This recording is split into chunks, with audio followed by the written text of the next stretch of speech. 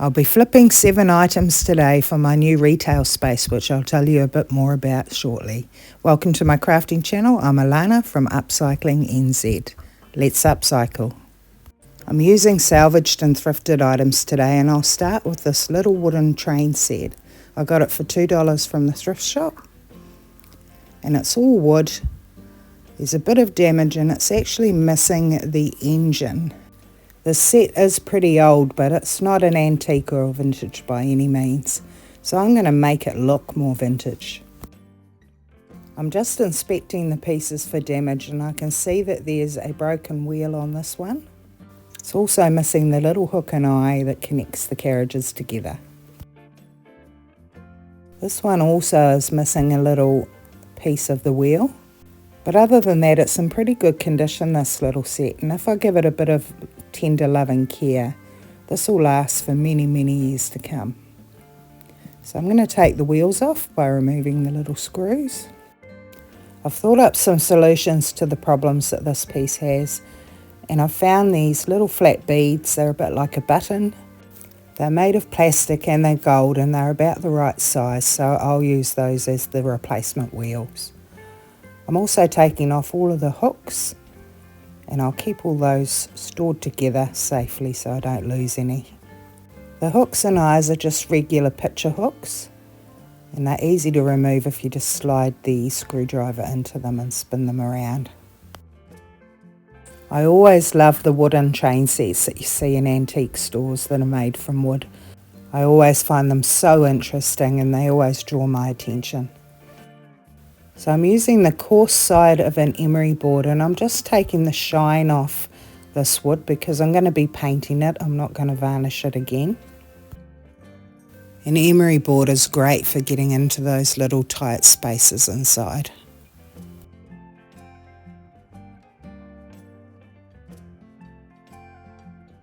So I need to create an engine, and I have this little toy block, and I'm going to attach it to this tank-like carriage. But I'll need to cut it down, and I couldn't find my hacksaw anywhere. So for now I'm just going to mark it all the way around. I'll have to work out how I can split this. In the meantime, I'll put all of my extra little bits in a jar so that I don't lose them. I found an extra hook and eye to replace the ones that were missing.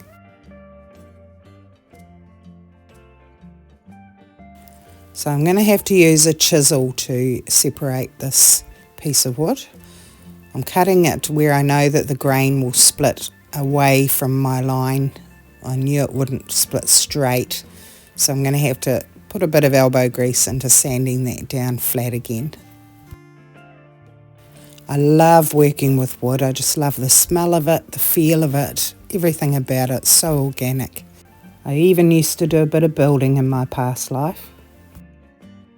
So what do you think? I think I'm getting the beginnings of an engine doing this. So I'm just going to put one little nail in, and I'm just creating a pilot hole before I add some wood glue, and then I'll hit that nail all the way home.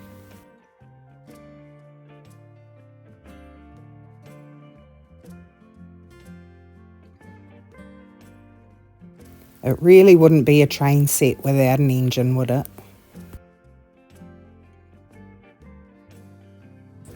I'm also going to make use of those wheels that were broken. This one's got a flat side to it, so I'm just going to wood glue that to the front of my engine. I'll add a tiny dab of hot glue just to hold it in place while the glue sets. Then I'm going to use the other one down at the bottom. I'll sand that off a bit so that it lines up flush.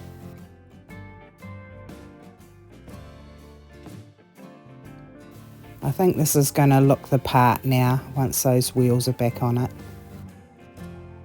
I'm going to use some black chalk paint as an undercoat, and I'll be painting every piece all over. This is just the very bottom of the jar, and I just wanted to use it up.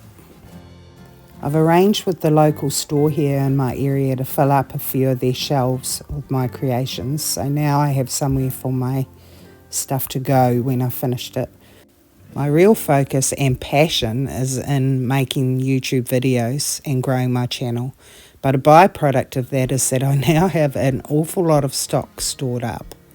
Just here you'll see me drilling out those plastic beads just to make the screw be able to fit, and now I'm going to paint all of the wheels black as well.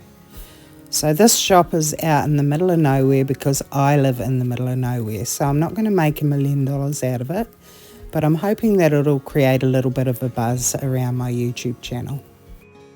Now I can start to add some colour to my little train set. So I've got some fire engine red in an acrylic paint, and I'm adding a little burgundy to it. This is a house paint, and I'm trying to create that more vintage red look, which is a little bit dirtier than that bright red that I had before.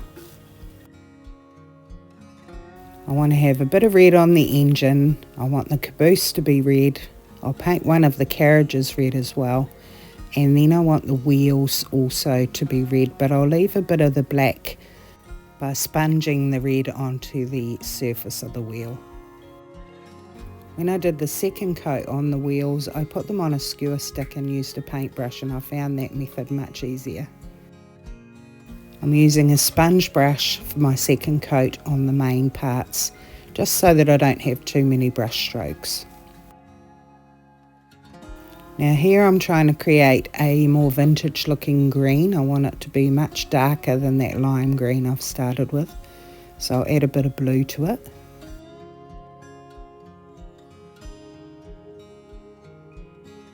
And when painting this first coat on, I thought it was still a bit bright, but I can fix that with the second coat. And I'll just carry on adding green to all the areas where I want it to go.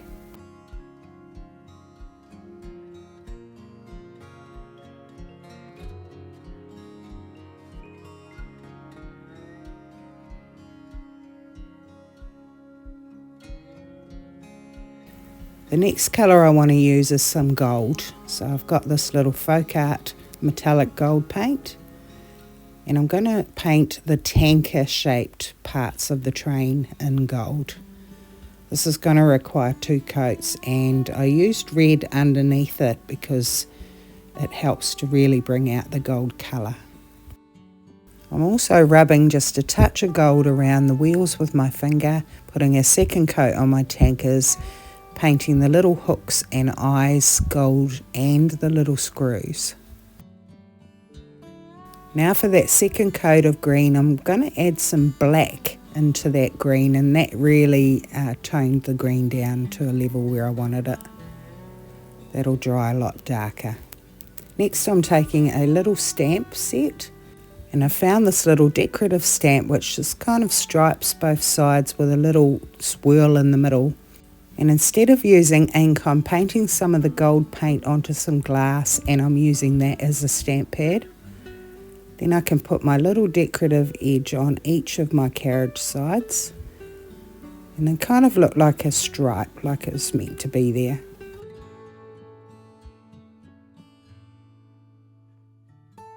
I'm also going to put one side across the bottom between the 2 screw holes, so that once the wheels are on there, that's going to look like 3 stripes in between each wheel. I'm having so much fun decorating this train that I've got out a whole lot of tiny little transfer stickers, and I'm going to place those on in various places on my train set. I'll put a few numbers, a few words, and make it look like advertising on the side of the train. With the transfers, you just remove the backing sheet, stick it on, rub it with your little tool that comes with the set, and then remove your plastic and rub it down with your carrier sheet. Once everything on the train set was dry, I could take my emery board and just distress the very edges of each of my little carriages.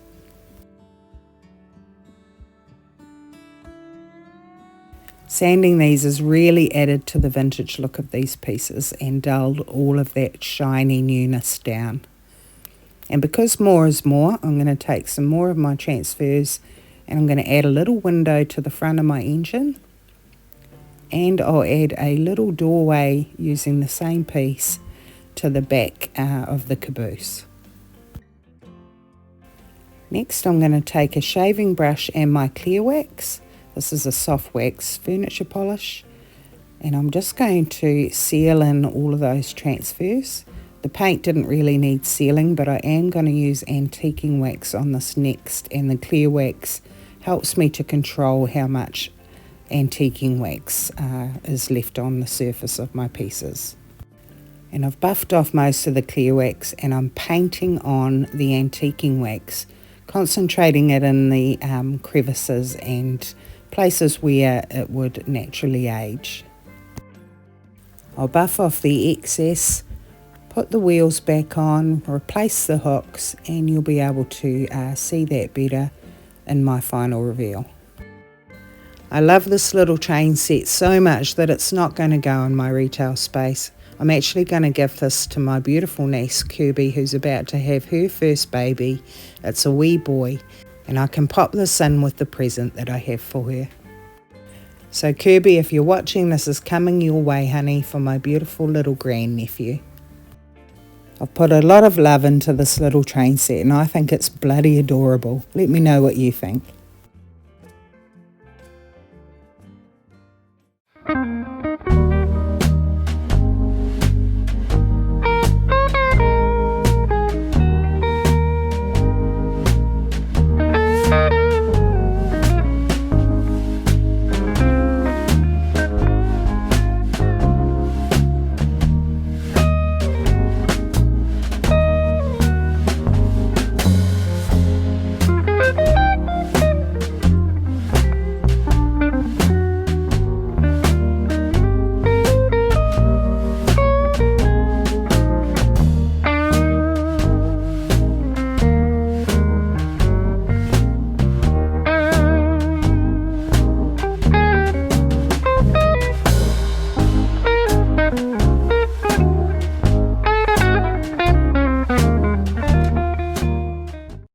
Now on to project number 2. I sanded back this little tray. It was damaged and scratched up, and I'm going to take some cream chalk paint. I got this off Temu. It's not very good quality, so I'm just using it as an undercoat, just so that my paint adheres well to the tin. I'll be attaching my tray to this burnt wood candlestick holder. It was coming off black in my hands, so I put it in some dish soap and gave it a really good scrub. Now it's clean in my hands, and I'm turning over the removable piece at the top so it has a nice flat surface at the top. There was some raw wood showing around the bottom, and I've hidden it by adding some black paint and wiping away the excess, and now you can't tell that I've done that. I'll glue that top piece down just using some PVA wood glue. I'll press it down, remove any excess glue, and allow that to dry.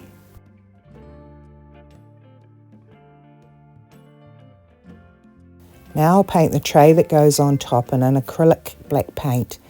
This is a hard-wearing interior-exterior paint, and I rescued this from the salvage yard. So paint doesn't have to cost you much, and saving it from going into our waste is always a great thing. I gave it 2 coats, and now I'm going to use some liquid nails to attach it to my candlestick. This is really thick, this glue, because I've had it sitting around for a while, so I'm spreading that out with a skewer stick, and I'll put a little bit of hot glue on just to do a temporary hold for now. I've centered it as best I can, and I'll apply a bit of pressure and allow that to dry.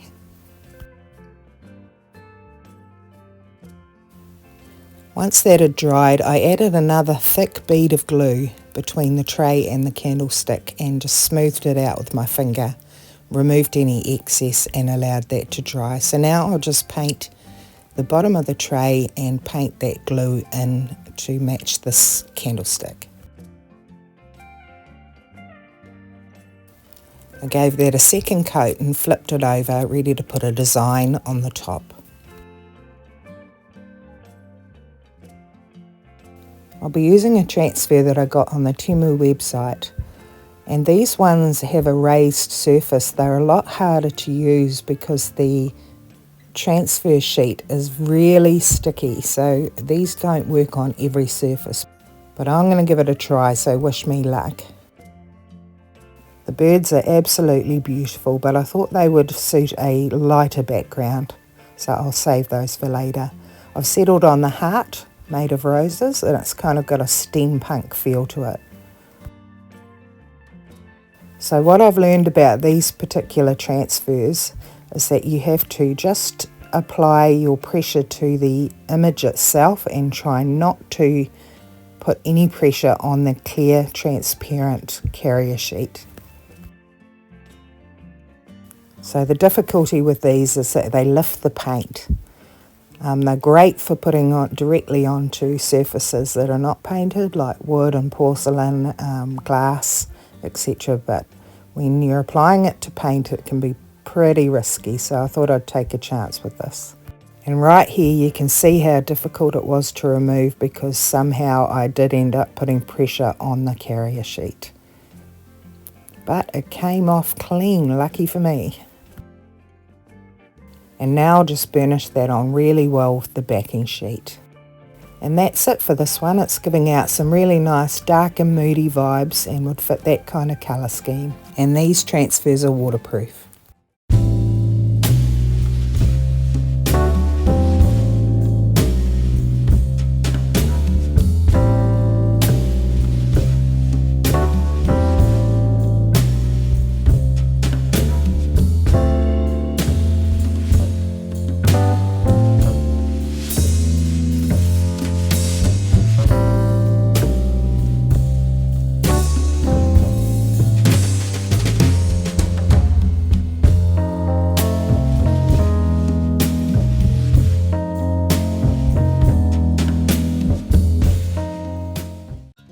Now on to project number 3. Sometimes you thrift some frames and they're actually in really good condition. So I really loved the mossy natural wood finish on the front of this frame. So I'll take the backing sheet out. One side's pretty clean. The other side where it's white is pretty rough. So I'm going to decoupage some. So I'll decoupage the front of the backing board and I'm using some beautiful music paper. I had aged the sides already, but I needed to cut it down, so I'll rip those sides off and then I'll go back and I'll age them again.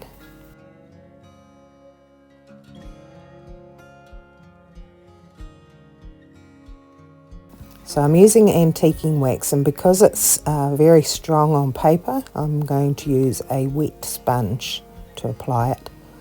So I'll just build it up around the edges and wipe some of the excess off with a wet wipe just to blend the edges in a bit better, and then just keep adding until I'm happy with the amount of antiquing wax on that. So for this I'm using some satin finish Mod Podge. Now I've never used Mod Podge in my videos. It's extremely expensive here in New Zealand, but it was on special for half price, so I thought I'd give it a crack. I usually use PVA glues and sealers. So this felt completely different to use to the PVA glue. It dried off a lot faster, it seemed to use a lot more product, and of course with its built-in sealer it was a lot stickier.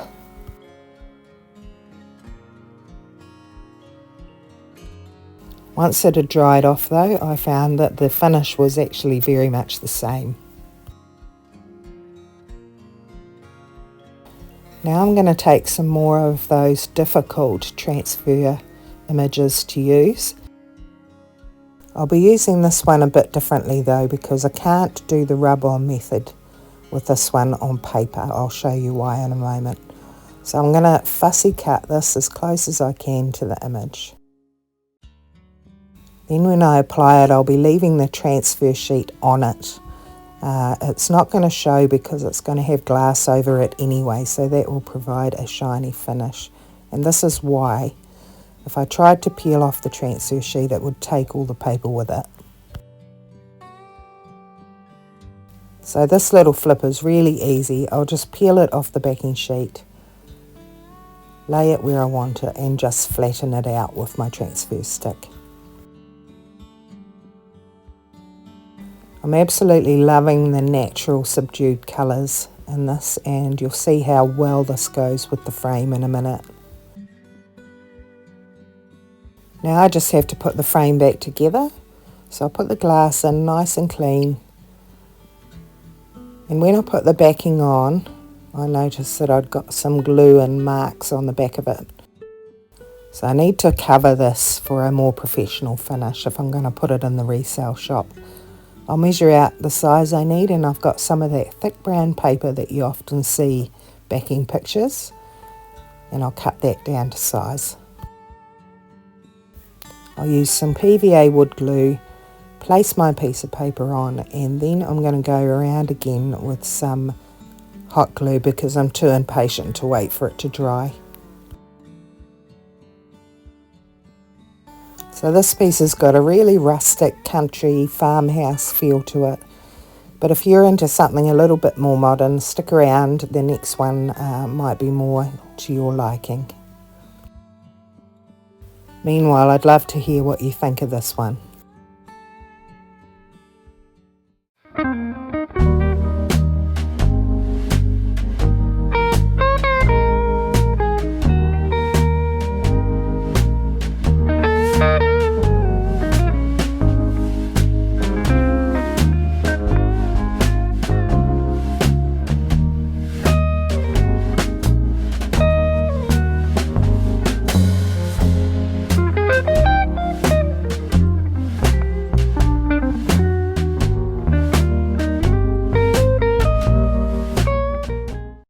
Project number 4 is another thrifted frame, and this one also was in great condition, and I really love the silvery effect of it. The back's a little bit dusty, but I'll fix that.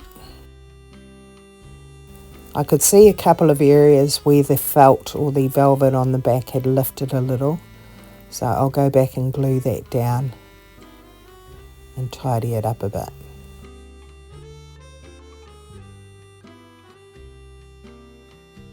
Again, I'm going to work directly on the backing board, and on reflection I wish I hadn't. I wish I'd cut another piece to go in there, just because it made it a bit more difficult to put this frame together.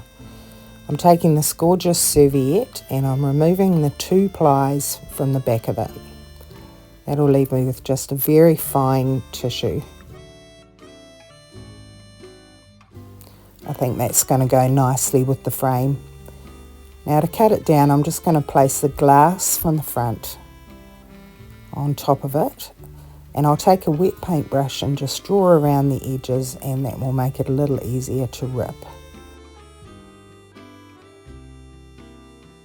Isn't it interesting how we like to stay in our comfort zone and stick to the products we know? So I've reverted back to my PVA glue, and I'm going to decoupage that onto the backing board. I think I'll use my Mod Podge wherever I'm not using any other sealers on my projects. So I'm laying down my napkin really gently. It's very delicate, and if I press too hard it's going to rip, so I'm just very lightly pressing down with this paintbrush. And I hadn't realised it, but I did change out and change to Mod Podge at this point, and I remember thinking I wanted to see how it glided across the napkin. I did notice it uses an awful lot more product than I would have used if I'd been using PVA glue. Next, I've just got some acrylic paint in the colour Hydrangea. It's a Folk Art product, and I'm painting a little piece of bamboo board which I had. There's a bit of a gap between the backing board and the glass, so I wanted to fill that gap and give it a bit of dimension. Now I'm going to add a little piece of cotton cloth to the front of this, and I'll just decoupage that on with PVA glue. And I was hoping some of that hydrangea colour would be showing through the linen, but it didn't really give me the effect I was hoping for. There's a little bit of it showing, but not quite how I expected. Then I'm going to glue back all of the sides around the back and just tidy up the corners. I'll be using transfers again on the front of this board, and it's often very difficult to do it on fabric, but because this is glued to a board it'll be very easy. I waited for it to dry, and I'm using the transfers that are very easy to use that I ordered on Temu. The difference is that raised surface doesn't exist on these ones, and these are just really simple and easy to use. These are wisteria images, and I'll put a big one on the front. Now it would have looked just lovely with just that one image on there, but I'm going to overlay some transfers just to show you that you can lay them one on top of another. So I'll get this one down and burnish it with the transfer sheet, and then I'll work out how I'm going to overlay these other images.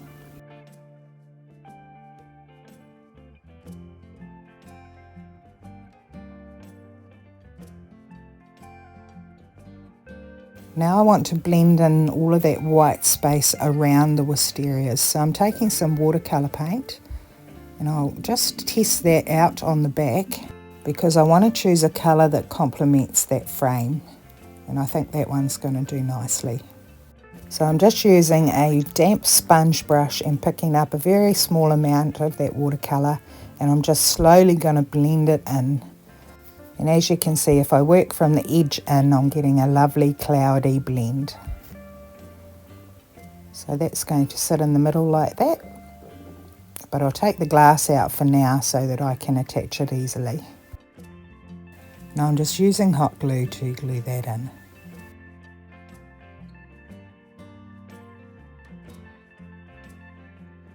Now I can just take some packing tape and clean up the dust on the back of my velvet backing.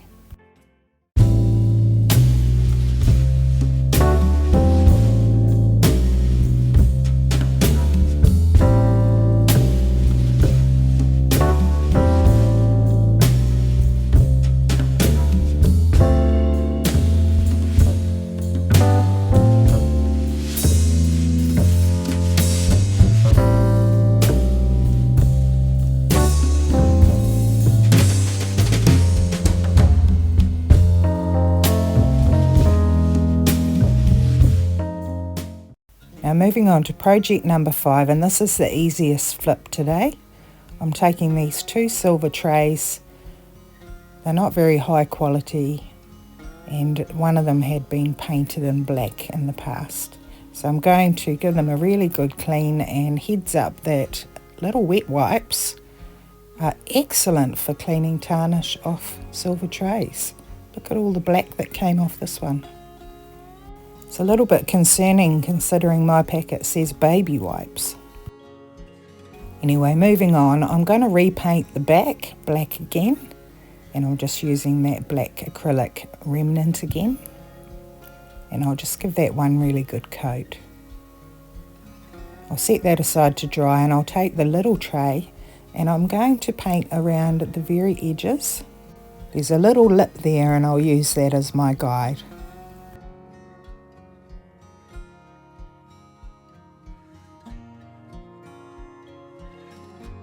Then I'm just going to take a wet wipe on my finger, and I'm going to wipe it back, and it will leave black paint in all of those lovely crevices and really bring that design to the forefront.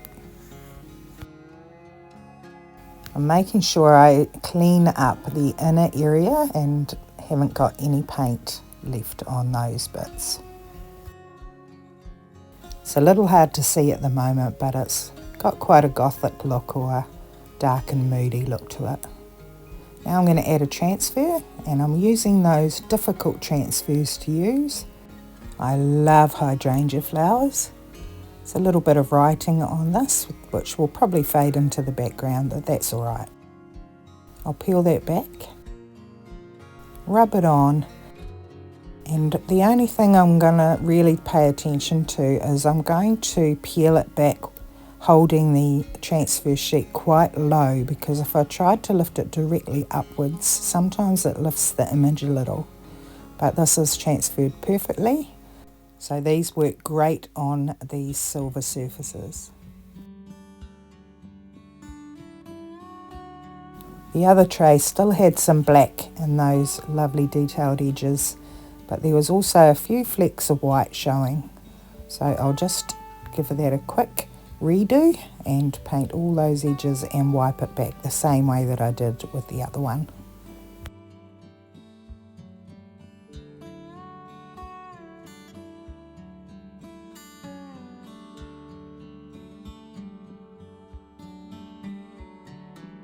I have another hydrangea image in a vase. It's got a weird sort of label at the bottom which I've taken off. Has a loving message on it, and I'm just going to transfer that directly to the middle of the tray. How easy was that? Sometimes the most simple things can be the most effective. I absolutely love how these turned out, and it makes me love those trays so much more than I did before. I think these would look absolutely gorgeous on a vintage dresser, one for necklaces, one for rings. I completely forgot that these transfers were waterproof and I went and sealed them, but hey, that's just an extra coating.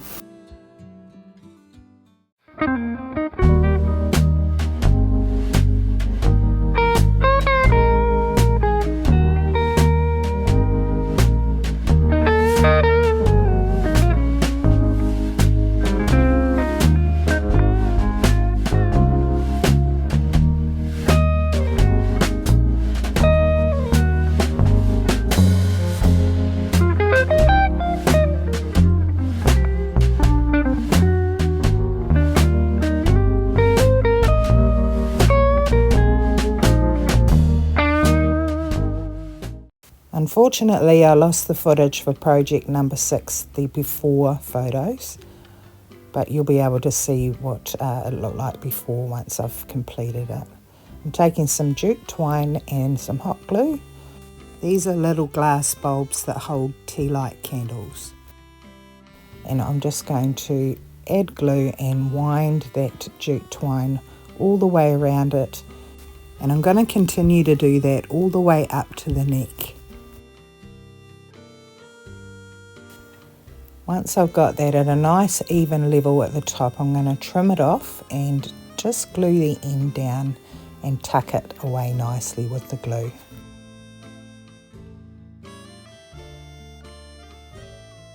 This little project was really quite fragile before, and adding the jute twine is going to make it quite a lot more durable and make it a little bit more attractive.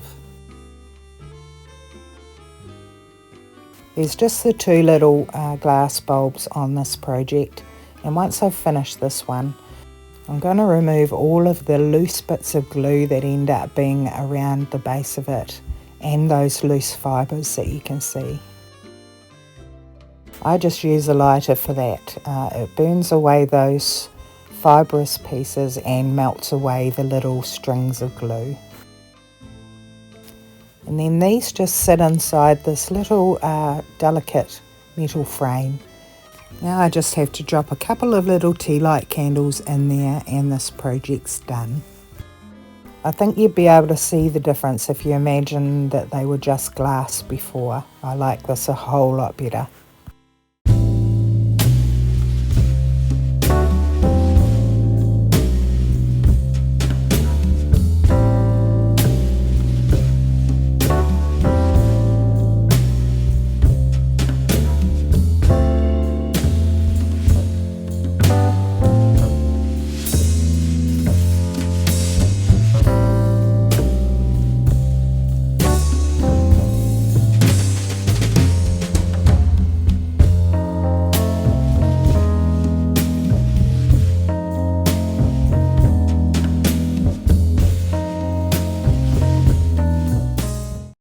And project number 7 is another frame, but all I'm doing with this one is I'm just going to put a little spiel inside it so that it can sit in my retail space and tell people a little bit about upcycling New Zealand. So I'm just going to lightly sand the shine off this frame. I don't want it to be the focal point of this project, so I'm just going to be painting this in black. This project's not exactly a craft or an artwork, so I'm just going to speed it up for you and you can see what I did with it. What it says is that Upcycling New Zealand is a crafting channel on YouTube offering free tutorials demonstrating crafting techniques and tips. Upcycling New Zealand comes from a place of environmental awareness and responsibility. The channel promotes reducing waste, salvage, reusing items, thrifting, recycling, repair and restoration. Each piece has a story and a video documenting its creation. What I didn't mention in my little introduction was that I also promote the beauty and serenity of New Zealand at the end of every video. What you're seeing now is just a little glimpse into my retail space.